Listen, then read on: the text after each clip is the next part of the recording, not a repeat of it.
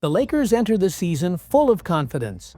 Last year, they secured third place in the Western Conference, and now, with a roster that looks even more dangerous on paper, they believe this could be the year another championship banner returns to Los Angeles.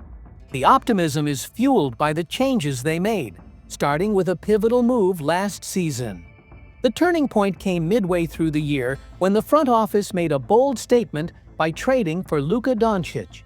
It sent a clear message: the Lakers were going all in. With Doncic on board, the team suddenly had an elite playmaker and scorer who could match up with any star in the league. And they weren't done.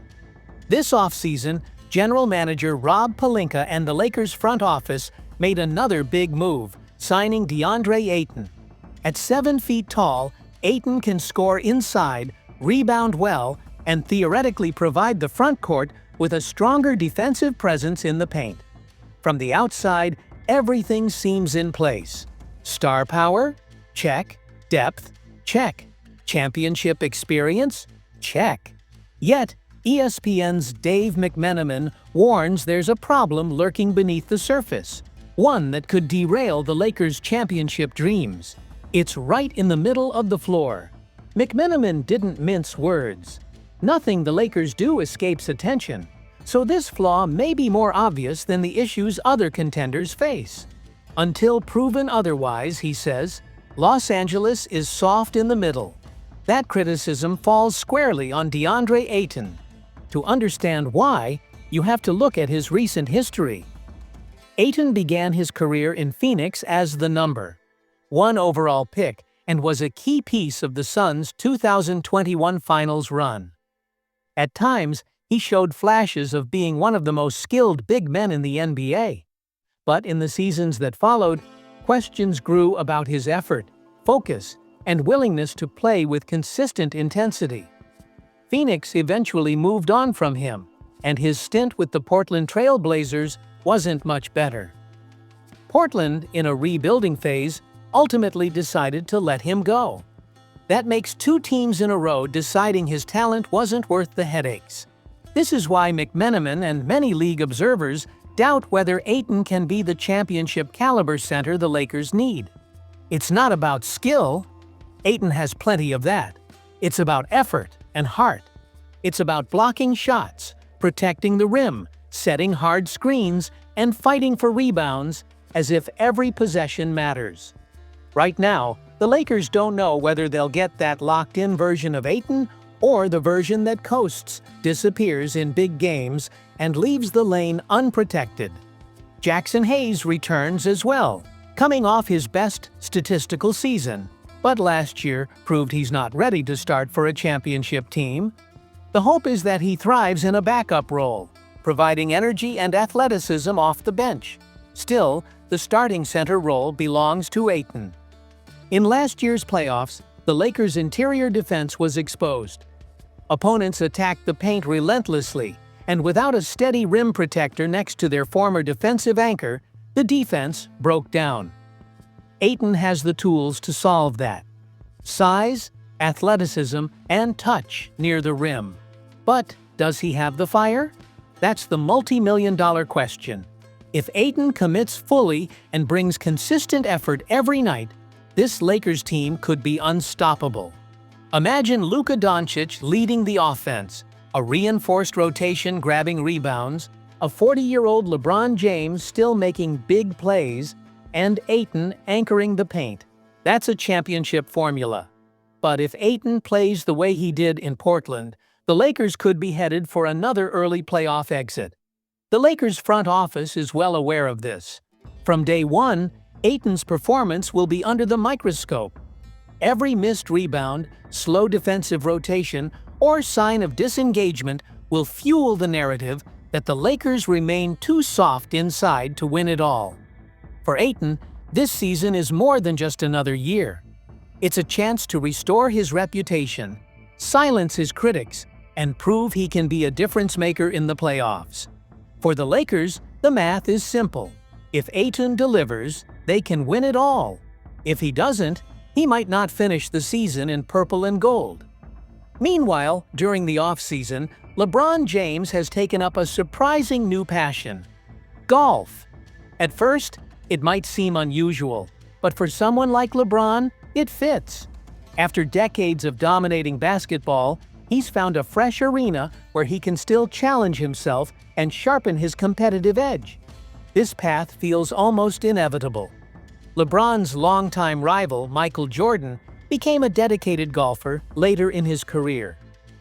Jordan's love for the sport is well known. He spent years perfecting his swing and competing for fun after leaving the NBA. Other basketball greats like Charles Barkley, Shaquille O'Neal, and Rick Barry have also turned to golf as a new challenge once their basketball days slowed. For LeBron, golf is more than a hobby. It's a way to test his focus, patience, and skill. Anyone familiar with his competitive nature knows he approaches everything, whether basketball or golf, with the same intensity. Stephen Curry of the Golden State Warriors has long balanced basketball with golf.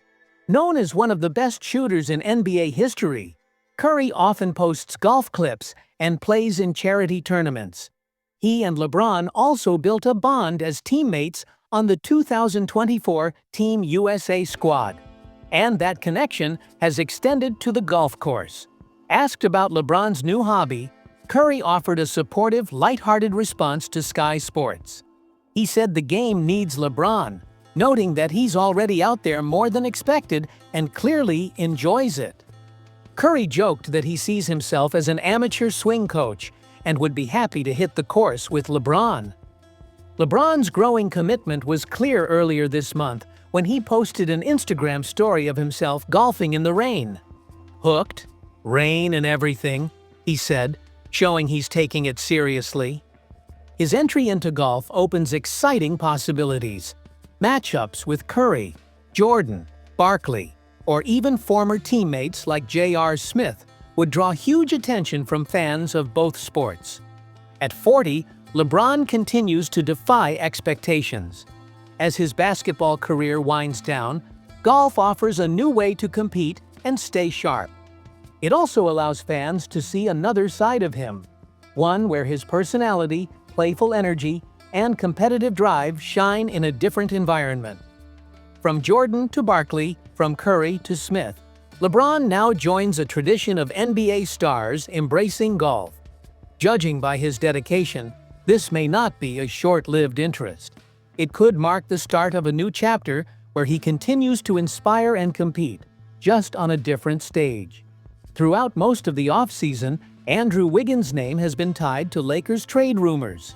His name popped up repeatedly in mock trades, fan debates, and online discussions. It made sense. The Lakers have been looking to strengthen their perimeter defense. Yes, they brought in Marcus Smart, a veteran defender and former Defensive Player of the Year. But Smart isn't a true wing defender. He's not the guy you put on the 6 feet 6 inches to 6 feet 8 inches stars like Jason Tatum, Kawhi Leonard, or Jimmy Butler. He's tough and physical, but doesn't have the size-athleticism combo to match them all game. That's why fans look to Wiggins. He has the frame, athletic ability, and a history of locking down elite scorers, most notably during Golden State's 2022 title run. On paper, the fit in LA seemed ideal.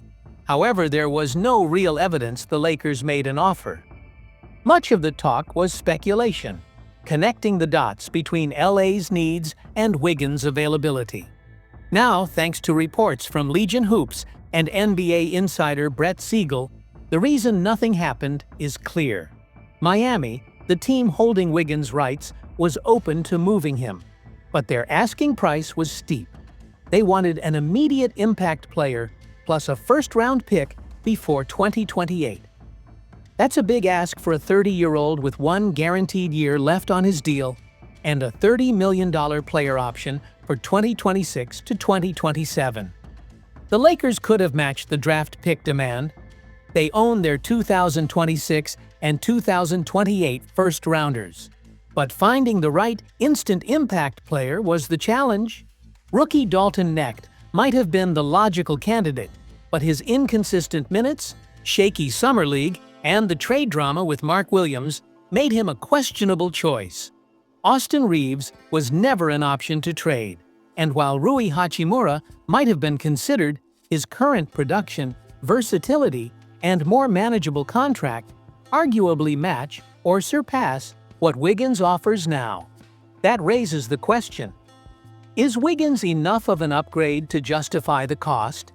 If you give up a solid rotation player and a first-round pick for someone whose prime might be behind him, you'd better be sure it boosts your title chances. For Miami, the logic is clear. They want to get younger, keep assets, and remain competitive. For LA, it's a gamble. Wiggins could be the perfect missing piece if he plays to his peak, but his recent inconsistency makes him risky at $30 million a year. Right now, the Lakers seem content to start the season with what they have. They'll see how the roster performs with Luka Doncic and LeBron James leading the way and keep their assets ready in case a better trade opportunity arises. As Rob Pelinka knows, the best move isn't always the one made in August.